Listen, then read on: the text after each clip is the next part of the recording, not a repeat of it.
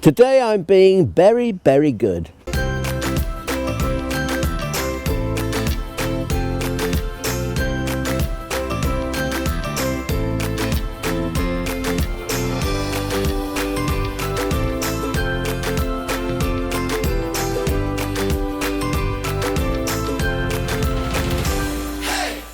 Welcome to Get Gardening. I'm Alan Gray, and today I'm going to be talking about berries. We've had leaf, we've had bark, now let's think about glorious, glorious berries. And this is one of my favourite.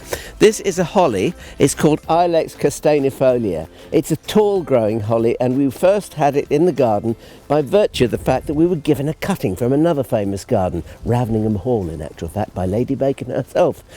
Look at it. Look at the amount of berries on those branches. Absolutely fabulous.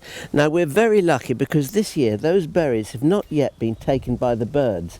But as soon as we have a cold snap, and we will, the birds will come and gobble them all up. But this is not the only holly in the garden. This is one of my favourites, but I've got another one I'd like you to see. This is a rather unusual holly from the fact that it actually has yellow berries and they stay this colour.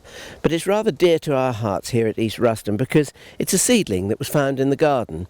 And there's a lady who used to work at Kew Gardens who's an expert in hollies.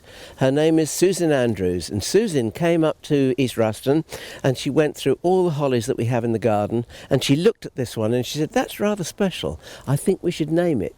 So we did, and she called it East Ruston Gold. And here it is. East Ruston Gold with lovely buddy yellow berries. Another favourite here at East Ruston is a crab apple, and this is Malus Red Sentinel. The great thing about this one is you have 2 weeks of apple blossom in spring, and then from September right the way through until February you have crops of these lovely, very sour but beautifully red apples. One of my favourite berries has to be the berry on the common ivy, and this is it. When these berries turn black, the pigeons will land on the bushes where they're growing, flapping their wings, bouncing up and down, feeding away. So we've got all winter to enjoy these glorious green berries. Berries there, it's absolutely festive.